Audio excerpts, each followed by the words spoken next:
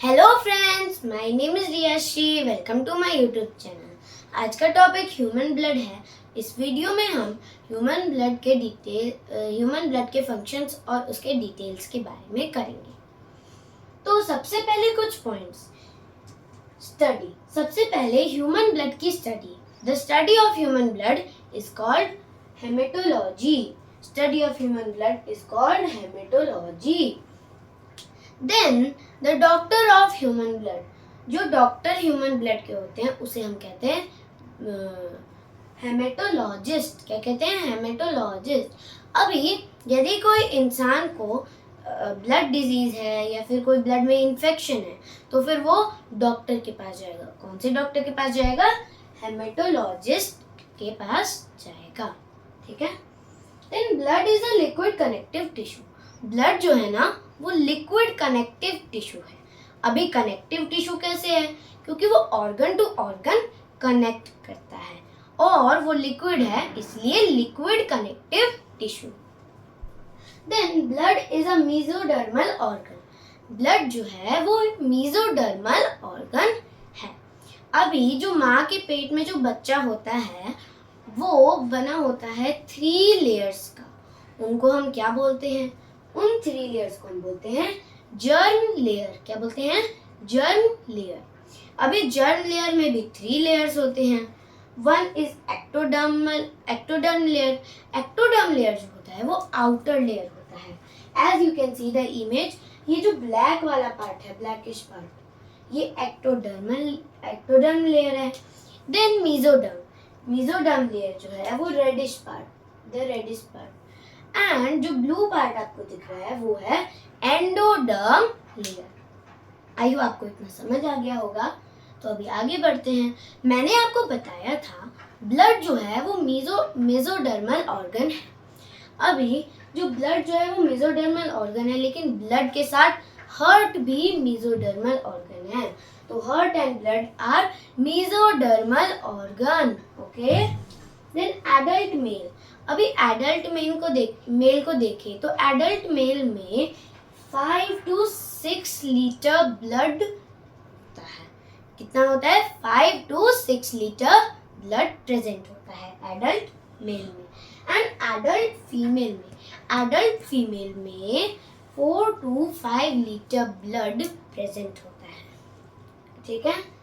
Then 7% of total body weight. अभी जो blood होता है, जितना हमारा बॉडी वेट है उसमें से 7% ऑफ बॉडी वेट किसका होता है?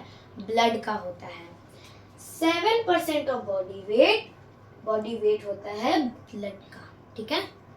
देन ब्लड का पीएच लेवल कितना होता है? वो 7.4 होता है और ब्लड जो होता है वो अल्कलाइन होता है। अल्कलाइन की कैटेगरी में आता है। अभी यहाँ पे आप स्केल देख रहे हो तो ये 7 जो होता है वो मैनुअल होता है। 7 यदि 7 हुआ तो नॉर्मल हुआ। ठीक है। तो 7 के जो बाद हो जाता है, 7 के बाद जो पीएच लेवल होता है वो अल्कलाइन स्टेज में होता है। एंड 7 के जो पहले होता है वो एसिडिक स्टेज में होता है। कौन से स्टेज में? एसिडिक स्टेज में और अल्कलाइन स्टेज में। तो हमारा ब्लड तो 7.4% है, 7.4 पीएच है, तो फिर वो अल्कलाइन है, अल्कलाइन के कैटेगरी में आता है। देन जो ब्लड का टेम्परेचर होता है, ब्लड का टेम्परेचर कितना होता है? 38 डिग्री सेल्सियस होता है। कितना होता है? 38 डिग्री सेल्सियस होता है ब्लड का टेम्परेचर। देन ब्लड का फॉर्मेशन। अभी यदि ब्लड हमारे बॉडी में है तो उसका फॉर्मेशन भी कहीं होगा। तो ब्लड का फॉर्मेशन होता है बोन मैरो में। अभी यहाँ पे आप एक स्ट्रक्चर देख रहे हो बोन का। इसमें जो रेड पार्ट है ये है रेड बोन मैरो। इसी में हमारा ब्लड का फॉर्मेशन होता है। ये है स्ट्रक्चर ऑफ द बोन। यदि आपने मेरे स्ट्रक्चर ऑफ द बोन वाले क्लास को नहीं देखा होगा तो डिस्क्रिप्शन में मैं लिंक डाल दूंगी, वहां से आप देख सकते हैं। तो बढ़ते हैं आगे पॉइंट पे। तो एम्ब्रॉय या फिर चाइल्ड। एम्ब्रॉय जो होता है जो कि अभी जन्म नहीं लिया होता है, एंड चाइल्ड जो होता है वो जन्म ले भी लिया होता है, लेकिन वो बहुत छोटा होता है, ठीक है। तो उनके ब्लड का फॉर्मेशन बोन में नहीं होता, उनके ब्लड का फॉर्मेशन बोन में नहीं होता है, उनके ब्लड का फॉर्मेशन होता है लीवर में। अभी लीवर में एक पार्ट होता है जिसको हम बोलते हैं मेसोडर्म। मेसोडर्म एक ऐसा पार्ट है जो कि एम्ब्रॉय और चाइल्ड का जो फॉर्मेशन ऑफ ब्लड होता है वो लीवर में होता है, लीवर के मेसोडर्म में होता है, ठीक है। देन अभी ब्लड, आप सबने देखा है ब्लड को, तो ब्लड जो होता है वो रेड होता है। अभी यदि कोई क्वेश्चन पूछे आपसे कि ब्लड जो होता है वो रेड क्यों होता है, तो ब्लड जो होता है उसके रेड कलर का रिस्पॉन्सिबल कौन है? पिगमेंट है, पिगमेंट। ब्लड के रेड कलर का रिस्पॉन्सिबल कौन है? पिगमेंट। और कौन सा पिगमेंट है? Haemoglobin pigment. हेमोग्लोबिन पिगमेंट है ब्लड के रेड कलर का रिस्पॉन्सिबल, ठीक है। अभी हेमोग्लोबिन का शॉर्ट फॉर्मूला जो होता है वो HB होता है। क्या होता है? HB। अभी इसमें ब्लड जो होता है वो रेड कैसे होता है? तो हेमो जो होता है उसका मतलब आयरन होता है, और ग्लोबिन जो होता है वो प्रोटीन होता है। तो इसमें होता है आयरन और प्रोटीन होता है, जिससे कि ब्लड रेड होता है, ठीक है। अभी हम कुछ एग्जांपल्स देखते हैं कि किन किन पिगमेंट से कुछ इंसेक्ट्स या कुछ इंसेक्ट्स का ब्लड अलग अलग कलर में कैसे होता है। तो सबसे पहले कॉकरोच जो है उसका ब्लड वाइट होता है, रेड नहीं होता, ठीक है। तो वाइट क्यों होता है? हेमोलिम्फ पिगमेंट से होता है। कौन से पिगमेंट से? Haemolymph pigment. अभी एक और एग्जांपल देख लेते हैं। ऑक्टोपस का ब्लड ना ही तो वाइट होता है ना ही तो रेड होता है, उसका ब्लड होता है ब्लू। कौन से कलर का ब्लड होता है? ब्लू कलर का ब्लड। अभी कौन से पिगमेंट से होता है? हीमोसाइनिन पिगमेंट से होता है। हीमोसाइनिन पिगमेंट से होता है इसका ब्लड, ऑक्टोपस का ब्लड ब्लू, ठीक है। अभी हमने कुछ मेन पॉइंट्स कवर कर लिए हैं ब्लड के। अभी हम आते हैं टाइप्स ऑफ ब्लड, ठीक है। तो ब्लड के 2 टाइप्स होते हैं, impure blood and pure. Pure blood में ऑक्सीजन की जो मात्रा होती है वो ऊपर होती है, बहुत ज्यादा होती है, ठीक है, इसलिए वो प्योर होता है। और कार्बन डाइऑक्साइड की मात्रा कम होती है। और इम्प्योर ब्लड में कार्बन डाइऑक्साइड की मात्रा ज्यादा होती है एंड ऑक्सीजन की मात्रा कम होती है। तो अभी प्योर ब्लड जो होता है वो कहाँ मूव करता है? प्योर ब्लड कभी भी वेन में मूव नहीं करता है। प्योर ब्लड जो होता है वो बस आर्टरीज में मूव करता है, ठीक है। और इम्प्योर ब्लड जो होता है वो मूव करता है किसमें? वेन्स में। वेन्स में वो मूव करता है। कौन? Impure blood. देन ब्लड में अभी क्या क्या होता है वो भी जान लेते हैं। तो ब्लड में क्या क्या होता है उसे समझने के लिए हमें 2 कैटेगरी में ब्लड को डिवाइड करना होगा। First is liquid part and second is solid part. Solid part जो होता है उसमें ब्लड सेल्स होती हैं, और लिक्विड पार्ट में प्लाज्मा होता है। कितना होता है? प्लाज्मा का 55% होता है ब्लड में, ठीक है। 55% होता है ब्लड में प्लाज्मा का। देन सॉलिड पार्ट में तो ब्लड सेल्स होती है। अभी कौन कौन सी ब्लड सेल्स? उसमें से अभी 100% ब्लड सेल्स होती हैं, लेकिन 99% ही आरबीसी होती हैं। आरबीसी यानी red blood cells. Red blood cells ही होती हैं 99% 100 में से। एंड डब्ल्यूबीसी एंड प्लेटलेट्स जो होती है वो ओनली एंड ओनली 1% होती है।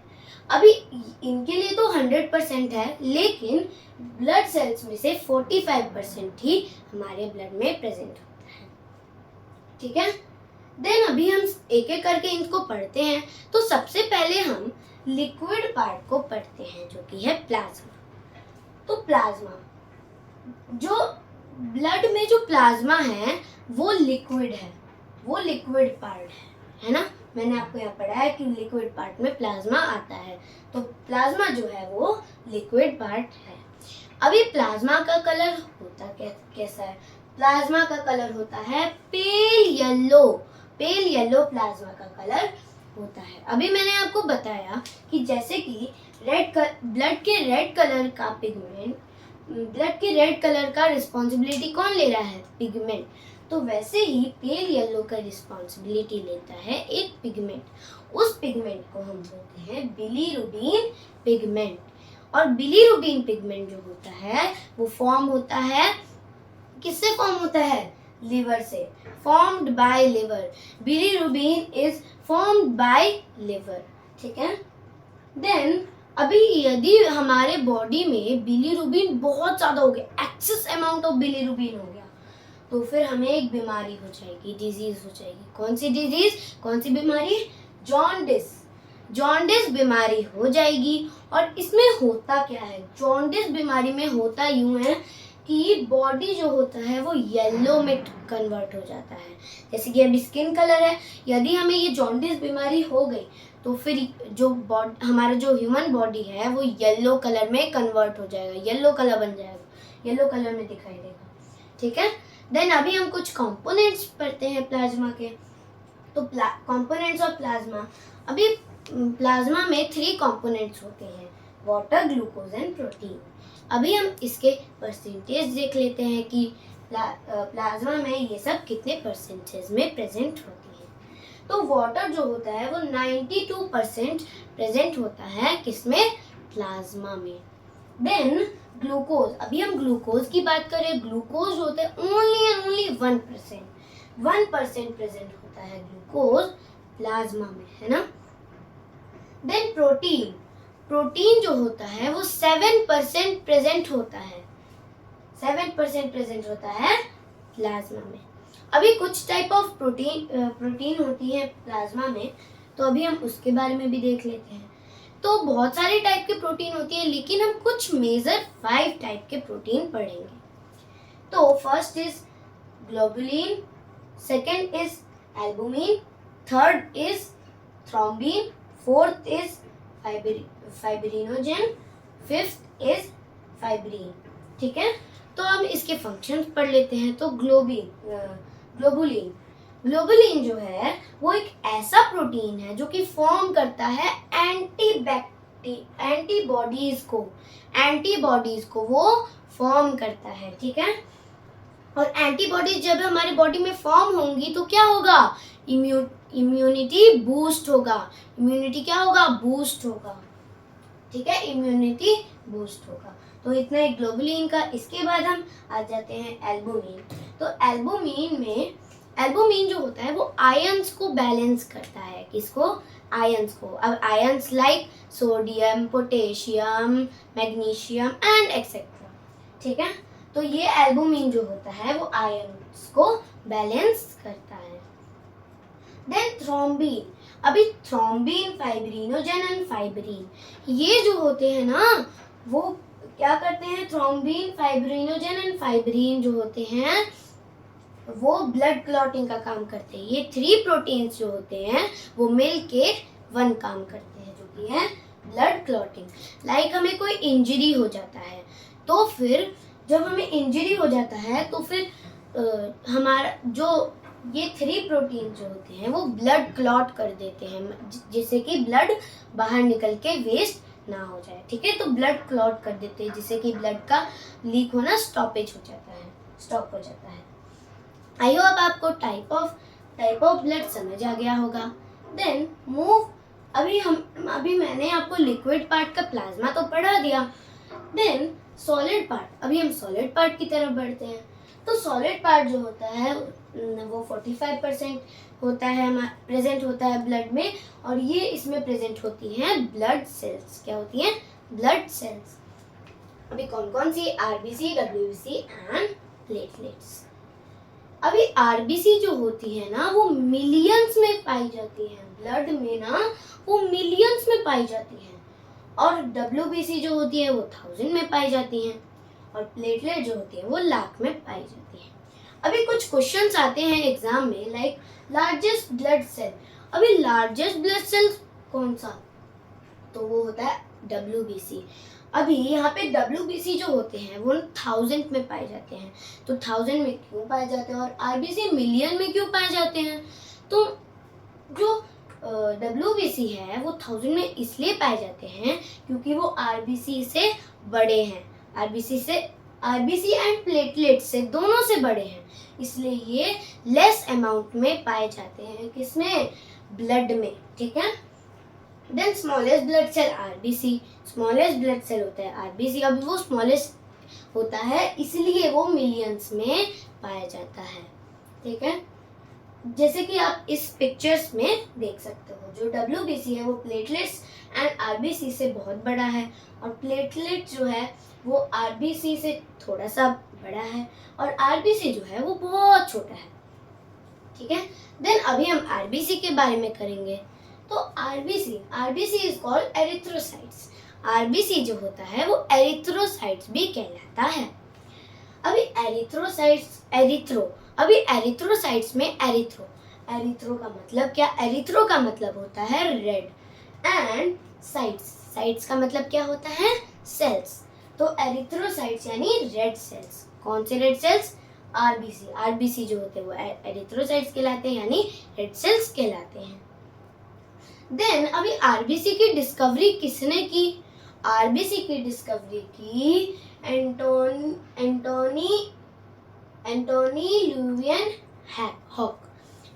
ल्यूवियन हॉक ने RBC की डिस्कवरी की। ठीक है। देन RBC जो होते हैं वो फॉर्म होते हैं, जैसे मैंने आपको यहाँ पे भी बताया था, formation of RBC bone marrow में होते हैं। ठीक है। तो वैसे RBC जो फॉर्म होते हैं वो बोन मैरो में होते हैं। देन RBC की लाइफ होती है 120 डेज। कितनी लाइफ होती है? 120 डेज। और जब उनकी लाइफ खत्म हो जाती है तो फिर वो डेथ होते हैं। किस में डेथ होते हैं? स्प्लीन एंड लिवर में। किसमें डेथ होते हैं? स्प्लीन एंड लिवर में। अभी स्प्लीन जो होता है वो ग्रेवयार्ड ऑफ RBC कहलाता है, कब्रिस्तान RBC का। अभी कब्रिस्तान मतलब जो डेड हो गए वहां पे दफनाया जाता है, तो कब्रिस्तान RBC का कहलाता है कौन? Spleen. Why not liver? Liver क्यों नहीं कहलाता है? लिवर में भी तो डेथ RBC जाता है, लेकिन लिवर जो होता है उसमें थोड़ा सा डेथ RBC जाता है। जब वो उसकी लाइफ खत्म हो जाती है तो वो थोड़ा सा ही लिवर में जाता है और वो बाकी सारा जो अमाउंट होता है वो स्प्लीन में जाता है। इसलिए हम स्प्लीन को ही बस ग्रेवयार्ड ऑफ RBC कहते हैं। देन कुछ टाइम के बाद जब RBC जब डेड हो जाता है तो फिर कुछ टाइम के बाद क्या होता है? RBC रीजनरेट हो जाता है, फिर से प्रोड्यूस हो जाता है, फिर से बन जाता है। ठीक है। और RBC जो होता है वो जब वो डेथ हो जाता है तो वो स्टोर कहाँ होता है? स्प्लीन में। कहाँ होता है स्टोर? स्प्लीन में। देन अभी ये स्प्लीन में तो स्टोर होता है, इसलिए हम स्प्लीन को क्या कहते हैं? Blood bank of RBC। क्या कहते हैं? Blood bank of RBC। तो स्प्लीन को हमने क्या कहा? Graveyard of RBC and blood bank of RBC। Then one more point है, RBC का जो शेप होता है वो बाइकॉनकेव होता है। बाइकॉनकेव जैसे कि कार्टून वाले वीडियोस में जैसे ड्रॉपलेट्स बनाते थे, बारिश के बूंदों को ड्रॉपलेट्स, तो वैसे ही शेप का होता है हमारा RBC।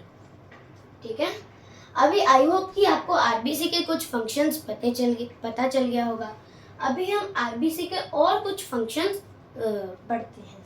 कुछ पॉइंट्स थे ये, और ये अभी हम फंक्शंस पढ़ने वाले हैं। तो ट्रांसपोर्टेशन ऑफ गैस, RBC जो होता है ना ट्रांसपोर्टेशन करता है गैसेस का। अभी आप बोलोगे कि वो तो बस ऑक्सीजन को ट्रांसपोर्ट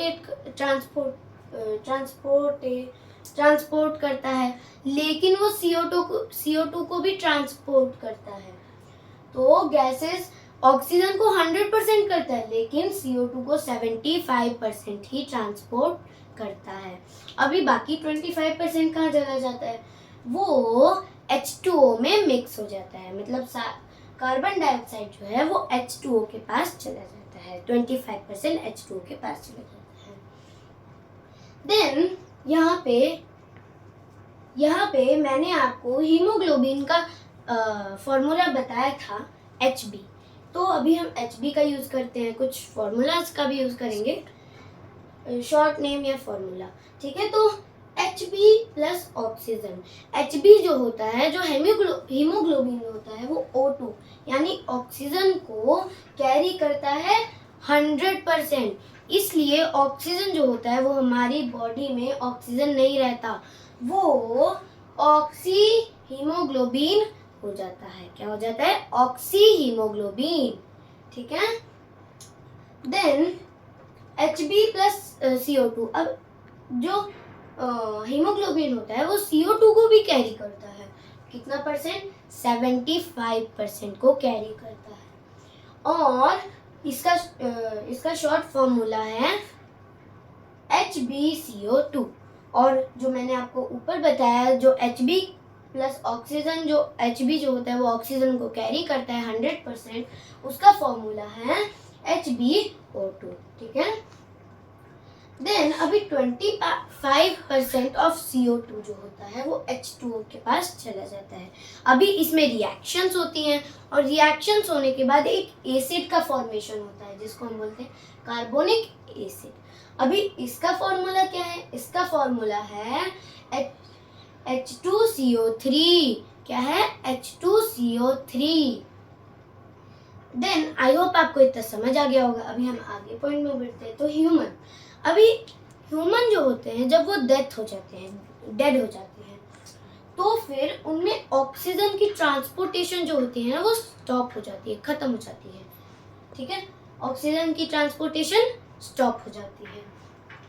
ठीक है, तो जब क्या होता है कि CO2 जो होता है वो इंक्रीज होता है, CO2 बहुत ज़्यादा बढ़ जाता है।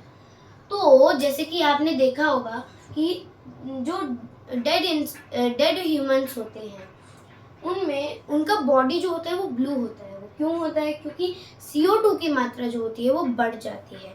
अभी यहाँ पे आप कुछ वेन्स को देखेंगे तो वेन्स ब्लू नज़र आते हैं। मैंने आपको बताया था कि जो यहाँ पे मैंने आपको प्योर और इम्प्योर में बताया था, प्योर ब्लड जो होता है वो आर्टरीज में मूव करता है। अभी आर्टरीज जो होता है वो ऊपर से तो दिखेगा नहीं क्योंकि वो बहुत डेप्थ में प्रेजेंट होता है।